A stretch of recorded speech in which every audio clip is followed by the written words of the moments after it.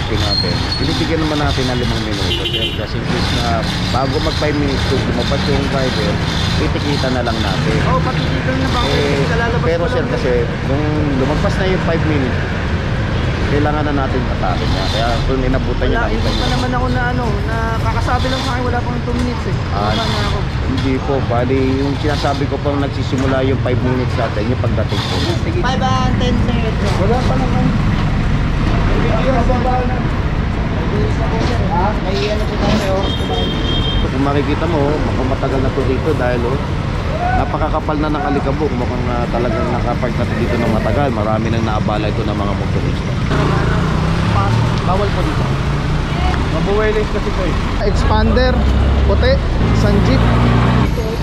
Iyo rin dito, magdadalawa, pwede sila magdalawa. Sorry boss. Kasi yung palabas, sa papasok.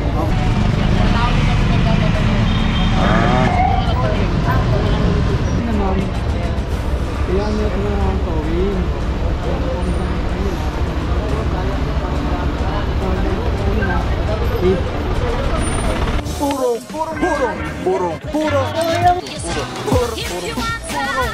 Pagmamahal, purong pagmamahal.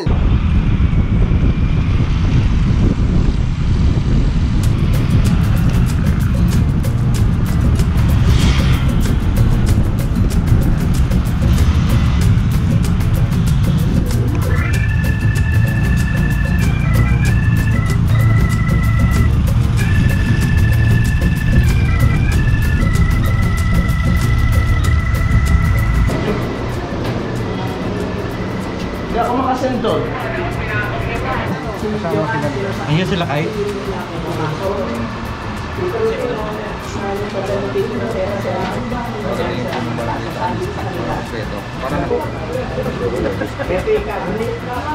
Dito na lang po. Ako na lang po maglalagay dito. Dito po kay Bibir lang. Name and city. Saan yung mga area natin? If it is just dryer. Ito, baka mamaya kulangin yung reker natin. Dito lang para magkakadikit sila eh. Para hindi mo na kayo. Ito naman kasi magkakadikit ito eh. 2, 3, yan. Ilagay nyo po yung along jurisdiction ng barangay para lahat ng area nyo po masakot po natin. Harapan yung isa dito yung... Guys, Pau here, puro pagmamahal ng Sud Quezon. Ating pati Mayor Joy Belmonte, Vice Mayor Gian Soto. Tuloy-tuloy ang pagbabago. TTMD. Di kasi paggaling Sir Dexter Cardenas. Together with MMDA Seated 1, Bossing Big, Sir Vicente, Asierto. Dito tayo ngayon sa Barangay Kaunlaran, mga puro. Clearing operation with regards illegal parking, obstruction ng mga vehicles. Mga puro well coordinated yung ating ikakandak na clearing operation. Igagayad po tayo ni Barangay Kaunlaran, kanilang personnel sa traffic. Araw natin mga puro, Thursday, February 27, 2025. Nakasama natin dito Officer Di Guzman Romero, team leader natin for today, and Officer Parama. Andyan din si Officer Francisco Mentera Pantalyon. At sa MMDA naman si Officer Arsenal, Officer Herance, at ang team leader natin dyan si Officer Di Guzman. Alright, let's go mga puro. Hindi lang natin alam kung saan yung mga target areas ngayon, so andabay lang po. Let's go guys. Purong pagmamahal.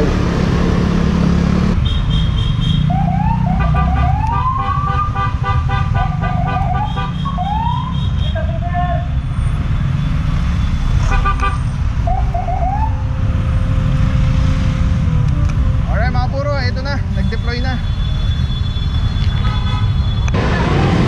Alright mga puro, one side parking kanan, kaliwa bawal. Meron dito mga ang lalaking truck na ito, container truck. Kaya mga puro, titikita na lang po yan. Pero kung may mapapakitang permit ay i-confirm natin kung may permit ng kanilang operation dito.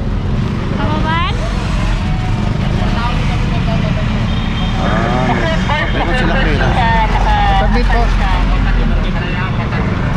Alright, yan mga puro, tuloy lagi natin sinasabi kung meron kayong mga event, meron kayong pinapagawang mga bahay na kailangan mag-park ng mga sasakyan, ng mga mixer, ng mga truck, at kung ano pa na makakaubsak sa kalsada, i-coordinate po sa barangay, and then i-coordinate sa city, kay TTMD, sa local government, sa LGU. At pag nabigyan ng permit, walang problema po. At katulad nito, may oras po yan ng operation lang nila dito, at meron din pong araw. So yes, okay po siya.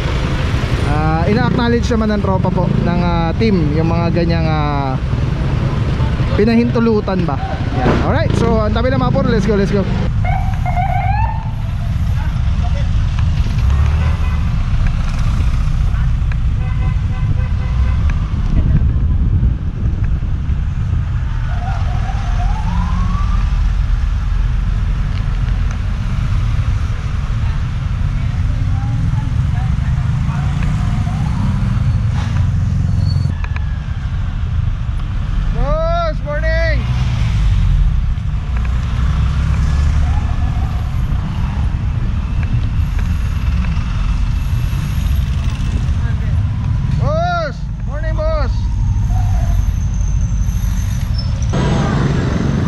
Alright mga puro, first target area natin na TIB. Ito meron lang po isa natikitan.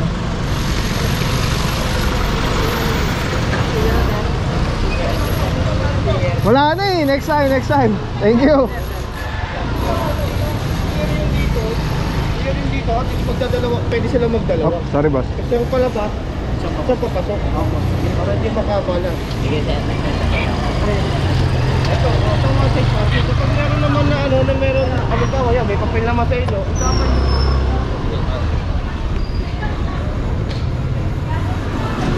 Ay mga puro, ito yung natikitan, isang Wigo. May driver naman, ticket na lang po yan.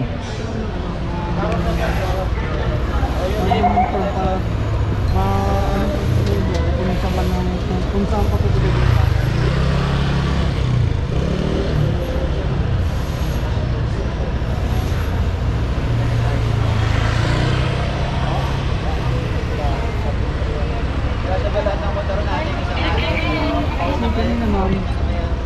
kailangan nyo ito na mga towing.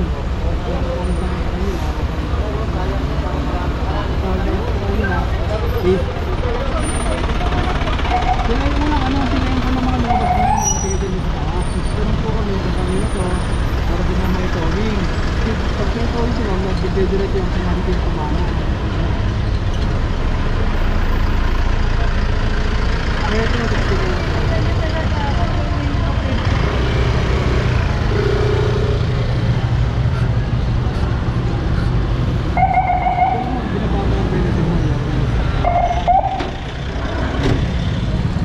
Ticket na lang po ito. At ito na mga container truck na ito is may permit po. Tapos meron silang one side parking dito si barangay sa, ayun ang dami, kaliwan side pag facing nito. Alright, let's go guys.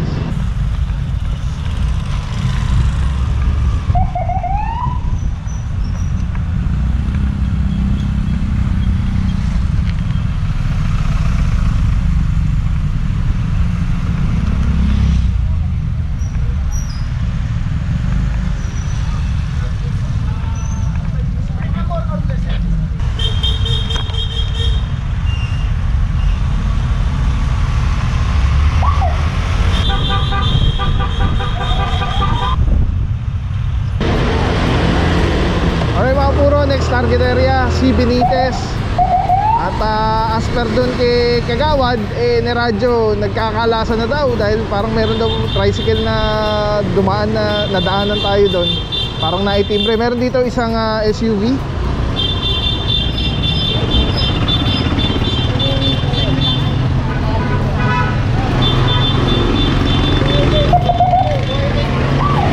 Ito, sakto, mabuhay lane pa pala ito. Nakabalagbag pa yung motorsiklo. Grabe yung pagka-park ko.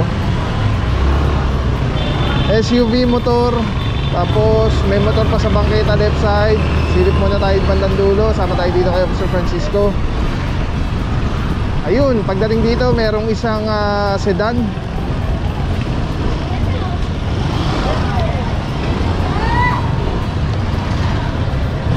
Ay, walang helmet si Bossing. Mapapara po yan dun sa dulo. Andun na yung tropa.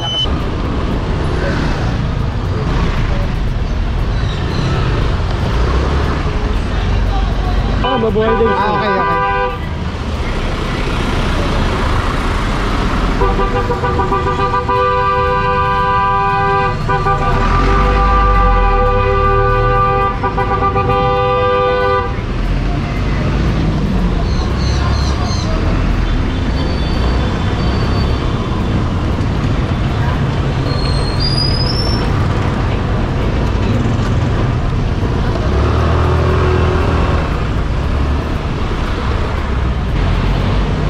Okay mga puro, ito inaorasan na po. Officer Mindera kasama natin dito. Itong isang sedan.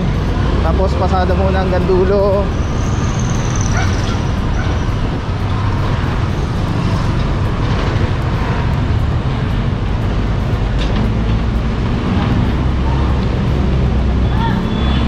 Ayun, maraming jeep dun sa kabila. Ito na po, merong isang expander puti. Then dito naman isang jeep PUJ.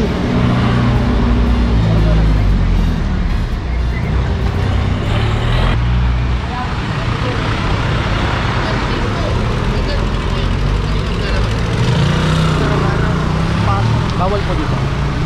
Mabuhay din kasi ko eh. Oo. Hindi dito ipaparada sa mabuhay din. Ano mga po, nagbigay ng license ticket na lang po ito si Bossing. May driver naman. Tapos ito po inaorasan. Itong expander na puti.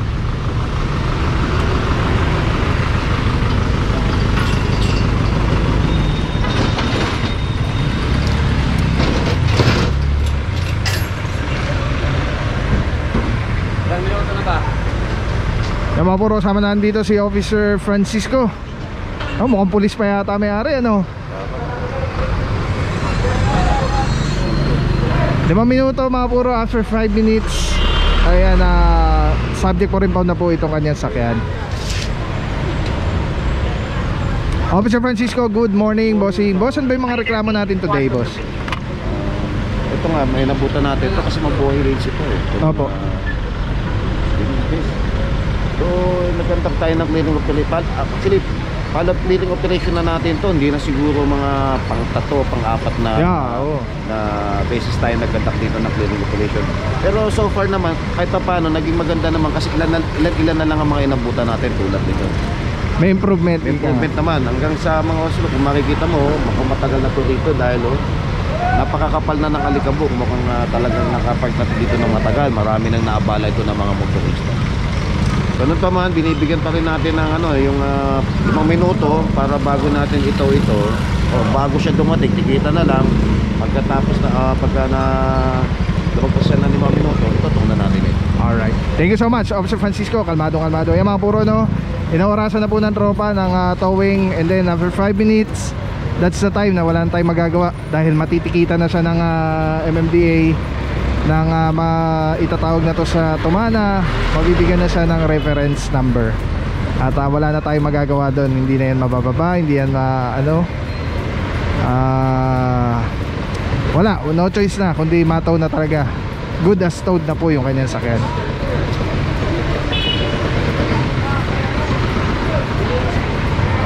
Kapal na ng alikabok eh.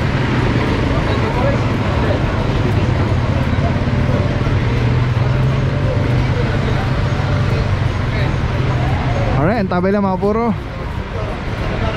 5 minuto po. Let's go. Kasi talaga nung ako, talagang dami dito, mga jeep, ilan na lang din. Oo, nag-ano tayo dito, boss eh. Baka natin rin. Natimbre nga lang. Kasi dito, wala. Eh sabi ni Kagawad, kung matagal pa, kasi niradyo daw sa kanya, nag-aalisa na dito. Natin rin. Ano daw eh, tricycle driver daw, nadaanan tayo.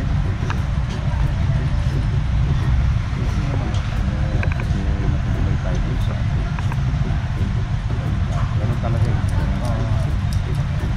Mga wala talagang parking.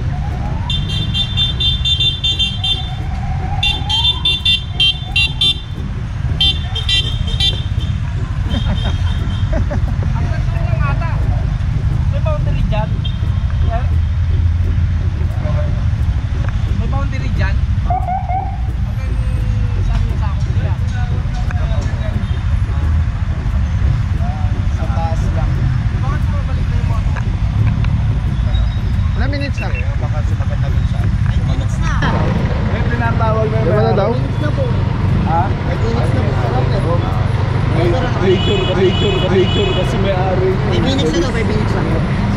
5 minutes na. Ha? 5 and 10 seconds. Wala pa naman. Ha? May ano po tayo, may oras po tayo.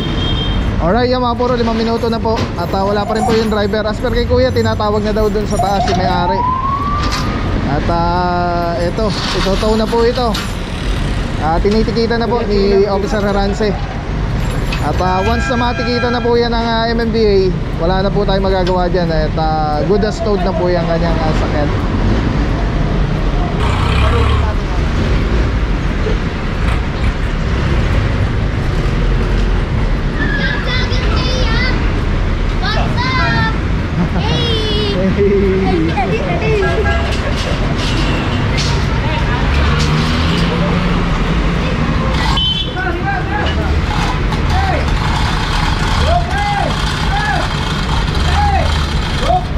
Baka matamaan kayo, doon kayo sa gilid, baka pumitik yung kadena.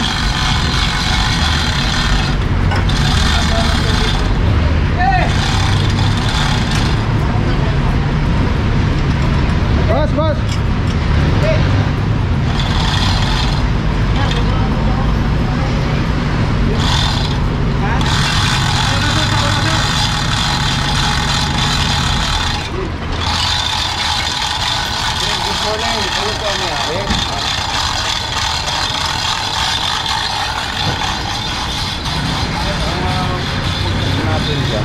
Okay natin. Binibigyan naman natin ng 5 minuto, sir. Kasi in case na bago mag 5 minutes kung lumabas yung driver, titikita na lang natin. Oh, patitigil na ba ako? Lalabas Pero ko sir, lang. kasi nung lumagpas na yung 5 minutes, kailangan na natin atake niya. Kaya kung inabutan niya, Wala, nakita hindi pa niya. naman ako na nakakasabi lang sa akin, wala pang 2 minutes eh. Baba na ako. Hindi po, bali yung sinasabi ko pang nagsisimula yung 5 minutes natin, yung pagdating po. Sige, sama na lang ako. Okay po, salamat. Reminders to citizen, walang apprehension, walang traffic violation. Please like and share naman Quezon City Traffic and Transportation Management para updated tayo sa nangyayari sa kalsada. Ingat palagi. Alright, mga puro, cooperating naman yung may-ari. At yun na nga, tulad ng sabi natin, once na matikita na po yan ng MMDA, wala na po tayong magagawa dyan. Good as told na po yung kanyang sakyan kasi may reference number na po yan. So sayang hindi umabot si bossing, pero cooperating yung may-ari at naiintindihan niya naman po yung violation na nakomit ng sakyan. Alright, diretso na Tumana Marikina mga puro, pinaka the best, sumama na lang si boss para pagdating sa Tumana, ma-release niya rin po kagad yung kanyang sakyan. Alright, let's go guys. Bumalik na po yung tropa para makapag-cover tayo sa kabila. Charo. Shoutout sa mga tropa ko dyan. Shoutout po! Alright, let's go guys. Dito mga puro nagkatikitan na yung motor saka yung jeep. Alright, let's go.